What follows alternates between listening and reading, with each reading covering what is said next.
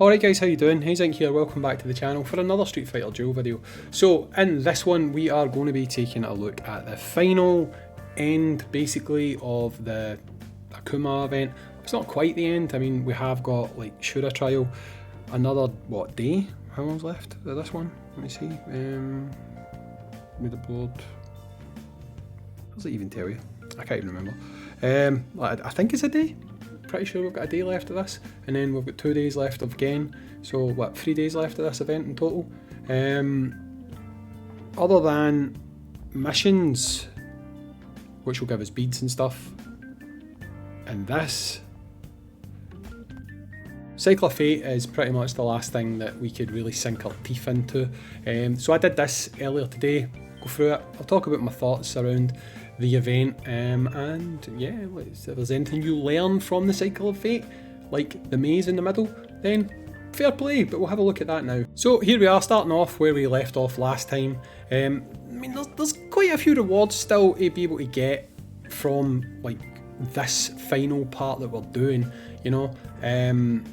If you haven't already, I'll put out a video talking about like what I think you should buy from the shop, but to be honest, I'm guessing a lot of you guys have already done it by now, you know.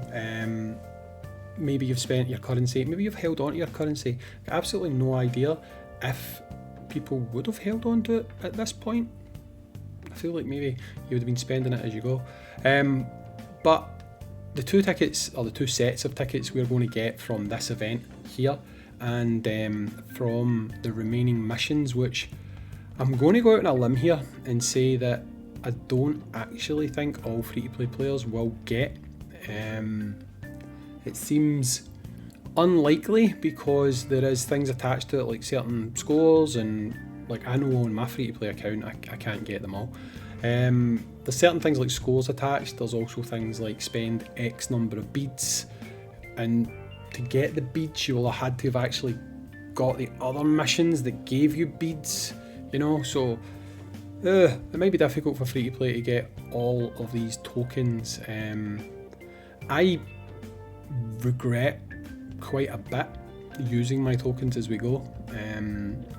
Akuma's good, he's good for bosses, right, but at the end of the day I think I like characters who offer a little bit more utility, who offer more like modes where you can use them and stuff, so clearing stages, doing tower, stuff like that.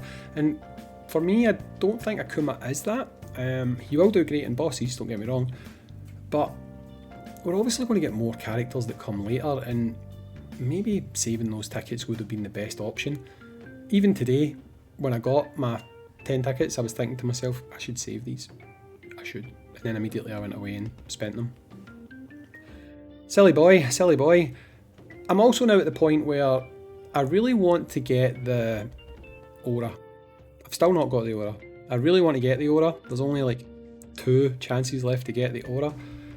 But at the same time, I'm very much of the belief that we have a system that we're going to get.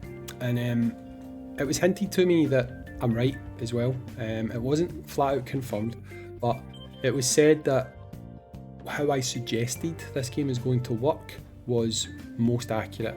And what I said was, I believe that we are going to work on a rotation that goes like this.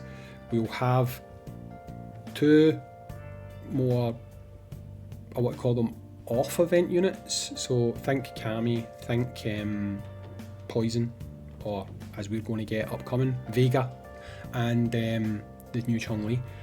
And with that, we'll probably get a guild event. So I think we'll get a guild event every month, okay? Then, for the second 2 weeks of the month, we will get a featured event. And in that featured event, there'll be a more high level character, whether it be a new character added to this limited summoning pool, or a collab character. And that's what I said in the creator chat, that's what I said I thought the rotation was going to be.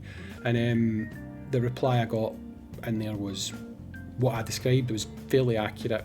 Wouldn't commit to saying exactly what it was, but seemed like it was fairly accurate. So I mean, it kind of looks like that's going to most likely be what a rotation is. So keeping those tickets probably would have been a good idea, because that probably means that 4 weeks from the end of Akuma, we're going to get someone else going into that legendary pool.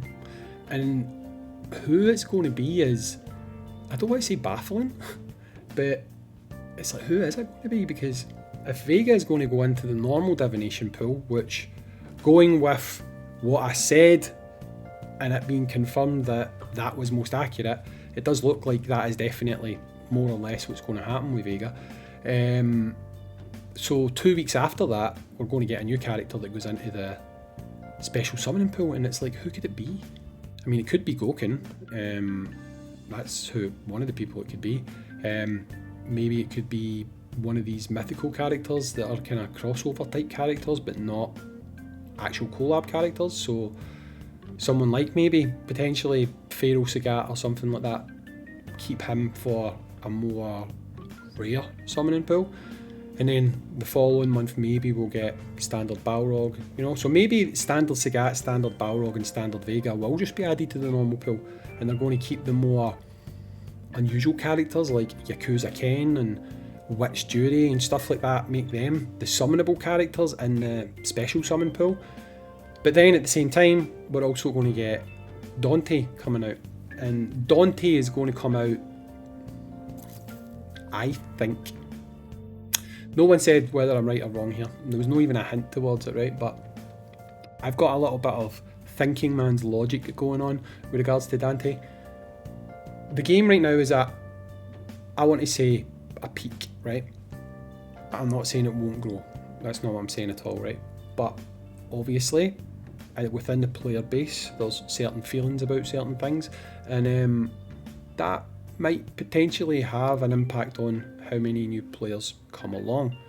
So if you're going to release a collab unit that is probably going to make a decent amount of money, you would realistically want to do it when hype or player interest is at an all-time high, right? So you already did Monster Hunter Ken, so I've really got a feeling that within 2 months of Monster Hunter Ken ending, we would get a new collab.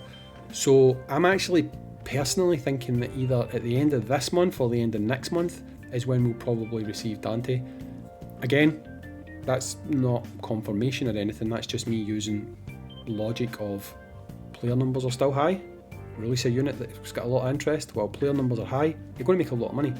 Release a new character that people are interested in when player numbers dip, you're not going to make as much money. So I think we're going to see Dante quite soon, is my gut feeling on it. Again, it's just kind of applying logic to things, you know.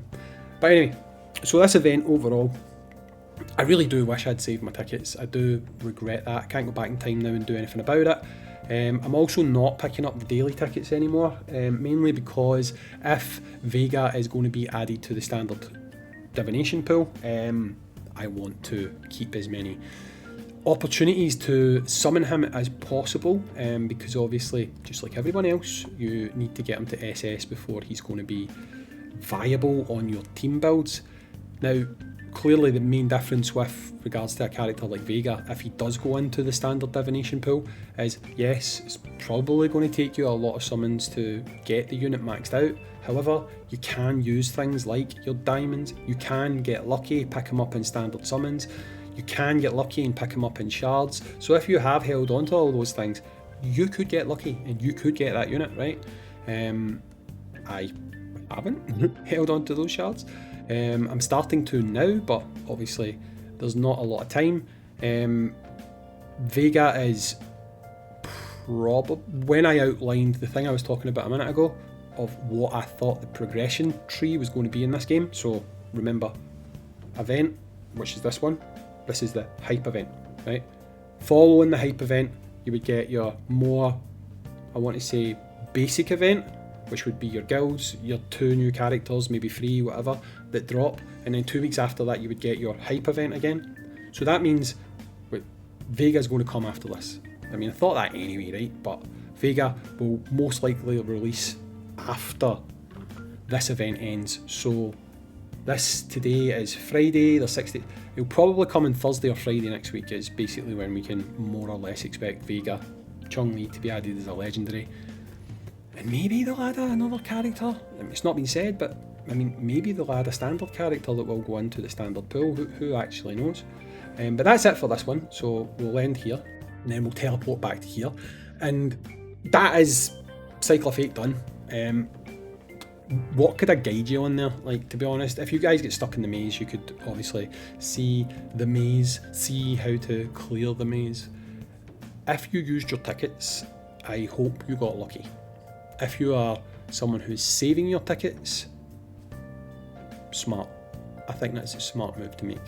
Because if we are going to get what I just suggested, which is once a month we get a hype event, the hype event is going to have a limited character, exclusive character that uses those tickets, then that basically means if they follow the same pattern of giving you 5 sets of summons, multi-summons for pre-login, 4, 5, 6 multis for doing your missions, if you were to save for free events, then, I mean, that could potentially be like 300 multis, you know, which is a decent amount. I know people haven't been lucky necessarily on the Akuma banner, but I'm used to playing games where free-to-play players have to save to get their units, like Dokkan and stuff. I mean, people save for the Worldwide Download celebration, they save for the anniversary.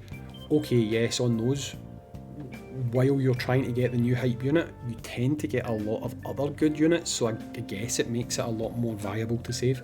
But with this, maybe saving those tickets is the best way to go. This isn't me trying to put like a positive spin on anything, I'm just simply saying that it might up your chances of success. Who knows? Because if you blow all your tickets on Akuma, and then let's just say the next unit that gets announced is Pharaoh Sagat and he's better at Akuma, he's got AoEs and stuff, then you're going to kick yourself for using all your tickets. So maybe there's still time, maybe you can still save 10, 20, 30, whatever, but if you're got no chance of getting Akuma to a usable level, then maybe you should think about saving. I think I'll do that with the rest of them that I get, so I'll have like 4 tickets by the time that we roll into the next event, but hey, it's worth a shot, you know, it's worth a shot. Anyway guys, this has been more of a talk video. See you in the next one.